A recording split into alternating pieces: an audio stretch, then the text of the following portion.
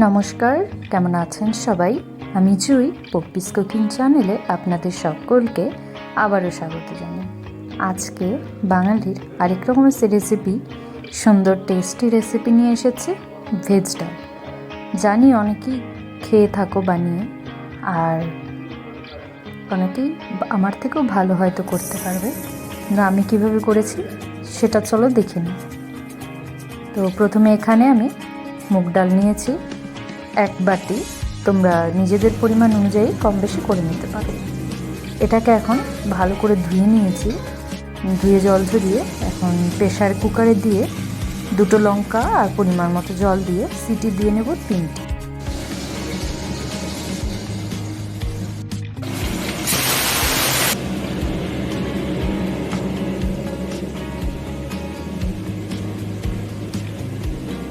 ডাল সেদ্ধ হয়ে গেছে, দিয়ে দিলাম একদম সামান্য পরিমাণ হলুদ।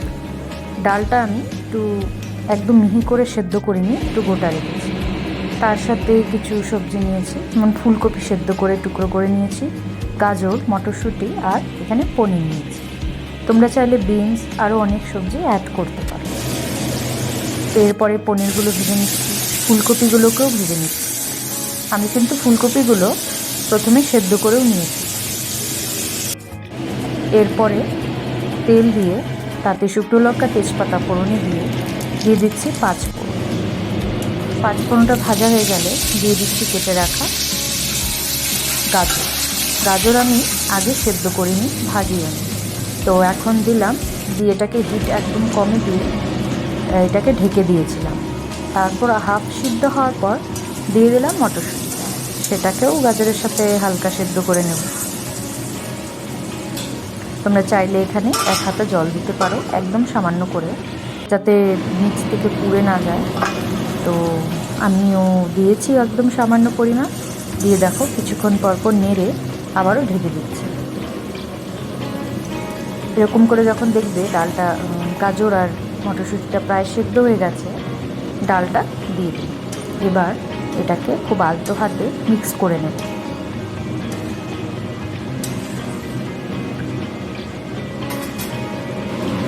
দিয়ে দিলাম পরিমাণ মতো চিনি, একদম সামান্য করে। ফুলকপি আর ভেজে রাখা পনিরটাও দিয়ে দিলাম।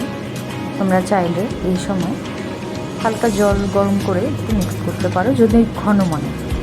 তো আমি এরকমই ঘনত্বে রেখেছি। তো চলো এটাকে নামিয়ে কিছু সময় ফুটিয়ে নেব। ডালটা অনেকটাই ফুটে গেছে,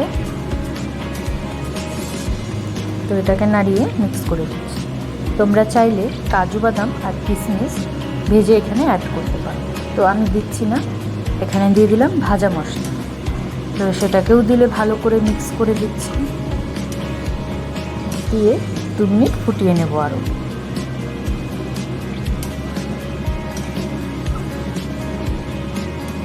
ভিডিওটি ভালো লাগলে একটা লাইক করে দেবে, কমেন্ট করে দেবে আর বন্ধুদের সঙ্গে শেয়ার করে দেবে। আর সাবস্ক্রাইব করে পাশে থাকা বেল আইকনটি ক্লিক করে দিও, তাহলে ভিডিও নোটিফিকেশন তোমার কাছে সবার আগে চলে।